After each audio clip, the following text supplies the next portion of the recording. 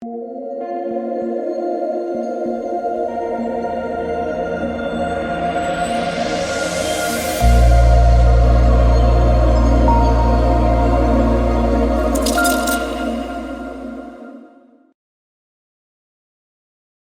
we are back. We have a 2-game slate on Monday. Apologize for not uploading the last couple of days. Had a little business trip to New York, but we are back home and ready to grind out some content here with DFS and with prize picks.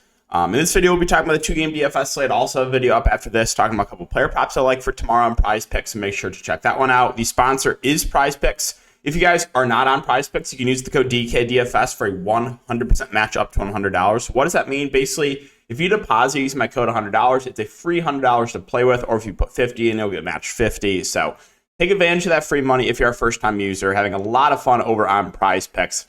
And also make free content for it as well. But let's recap the last couple days here for DFS. So yesterday was a good day. Could have been a great day if the 76ers didn't start so slow in that game, though. So incredibly tilting. Or how did the Melton faders know he would have one fantasy point in like the first 15 minutes? I don't know. But I stacked Philadelphia without Embiid. So I went with Maxey, Melton, Harris, Reed, and James Harden. Ran it back with Cam Johnson, and then had 2 Clippers, Westbrook and Powell. Westbrook and AD were 2 contrarian plays I mentioned I really liked yesterday. Both absolutely smashed. Westbrook was only projected for like single-digit ownership. He ended up coming in at 30+%. Something I've been talking about a lot. It's just ownership projections have been way off in the playoffs. I don't know why. I don't remember this happening last year, but like projections have just been really far off this year. But yeah, and then Powell got in foul trouble and shot bad, but I don't regret that play at all. Almost 70% owned in high stakes. So it was a really good day yesterday, and today looking decent. We'll see how it finishes. My favorite contrarian play today was Jalen Brunson, 1 for 50. A low ownership. LeVert smashed. Horford, Brogdon are both solid. And then I have 4 guys in the late game with Anthony Edwards, Aaron Gordon, Green, and Murray. I originally had Draymond Green.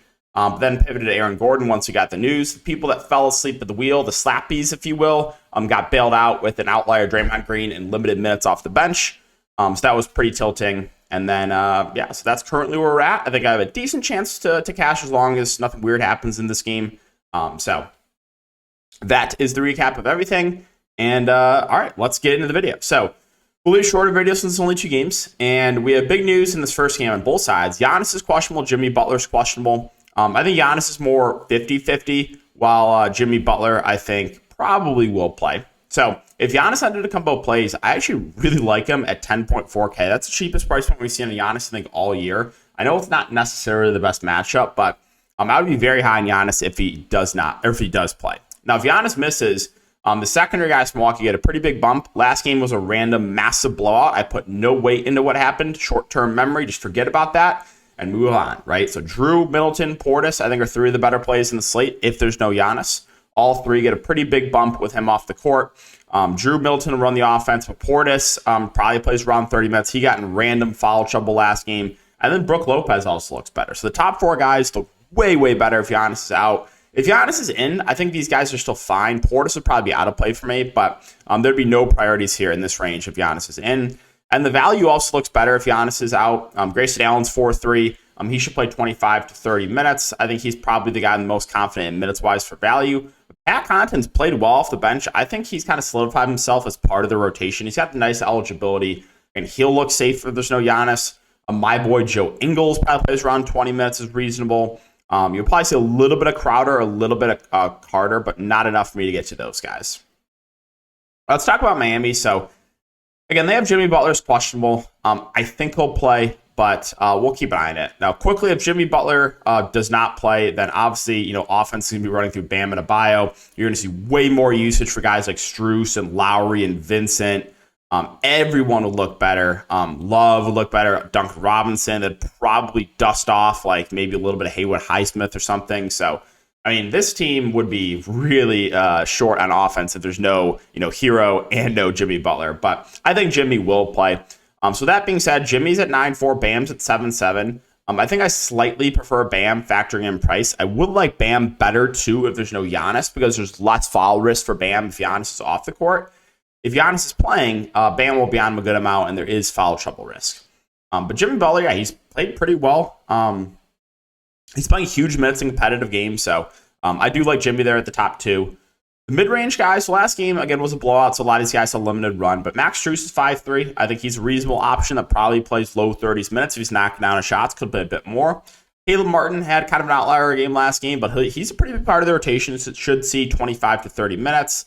Lowry's minutes have kind of been up and down a bit, but the ceiling is there for him. You know, we saw almost a 50 bomb against Atlanta, 25 in limited minutes, kind of last game against Milwaukee. So I do have interest in Lowry. I do have interest in Gabe Vincent. I don't think I'll play both together unless Jimmy's out. Then I would be way more confident in their minutes. So we'll monitor that news. Again, Kevin Love's minutes have fluctuated. He's a guy that they could very easily pull the plug on. So I'm always a little bit uneasy when he's popular, and I have a feeling he'll be relatively popular tomorrow. But again, he'll get cooked in the pick and roll. So he's someone that if he is going to get a lot of ownership, I might just roll the dice and fade and hope he gets abused out there defensively.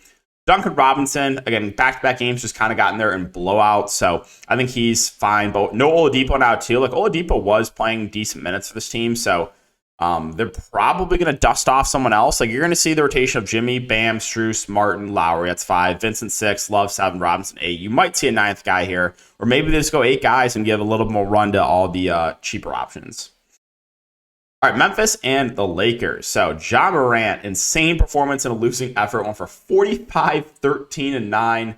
My boy Ja, hoping the Grizzlies can bring this back and tie it 2-2. I love both teams. I was really mad when Memphis had to play the Lakers. But, yeah, Ja sub 10K, I think, might be the most popular play in the slate. I mean, the hand didn't really look like it affected him, so I really like Ja at the top. I think Triple J and Bane are fine GPP plays. Again, I think a lot of the field will go jam Ja, especially after last game. And like I said, a lot of times in these playoff videos, I don't care what anyone says, recency bias plays more of a factor in the playoffs than it does in the regular season. So I think that Triple J and Bane are fine pivots off Ja. They're obviously not as optimal, but they're viable tournament options. Xavier Tillman's been playing a ton. You have had some foul trouble, but if you give him 30-plus minutes, I think he's a pretty safe play, sub 6K.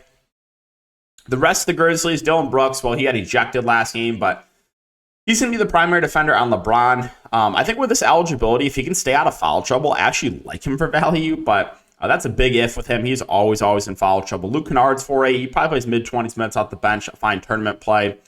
Tyus Jones, 4-6. Not completely out of play, but probably not going to do it unless it's like a large field tournament. Aldama will play a little bit. You'll probably see a little bit of Roddy, but don't know if it's enough for Roddy. Aldama at 3-5. Like, sure, if you get like Tillman or Triple J foul trouble, I could see taking a shot on him.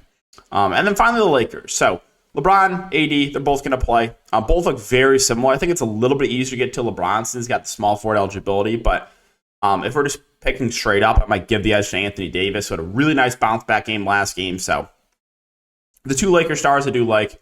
I think it's a little bit easier to get to LeBron with the eligibility, but Davis I would prefer straight up. And then I think two relatively safe plays are the mid-range guys. D'Lo, Reeves, I think as long as they don't play awful, these guys are going to play low to mid-30s minutes. D'Lo been averaging low 30s minutes. Austin Reeves been averaging like mid-30s minutes for the last couple games. Yeah, and Reeves with a nice eligibility. Both are pretty safe plays. Rui a little bit riskier, not as secure minutes, but he's played extremely well off the bench. He continues to shoot well too. So I do have interest in him, but I don't know if he's going to continue to shoot like 70% from the field. Vanderbilt, Schroeder, they're both fine. I think Vanderbilt plays low 20s minutes, 22, 23, 22, and 21 minutes over the last 4 games. And then Dennis Schroeder, minutes can fluctuate. Again, if like D'Lo struggles or he's just playing really well, they can extend him. So I do have interest in him for tournaments because he's a guy that can be in the closing lineup if he does play really well. You'll see a little bit of Troy Brown at 3-3. You'll probably see a little bit of Malik Beasley, but don't know if it's enough for me to get to either. I mean, I guess 3.2K Beasley. If he plays like 12 minutes, sure, he can go for like 12 fantasy points. But again, nothing more than a large field tournament play. So I think that's going to do it for the video, guys. I know it's a shorter one, but as always, I appreciate the support. Again, apologize for not uploading the last couple of days, but we are back to it. And yeah, enjoy the rest of your night. Good luck, and we'll see you all in the next one.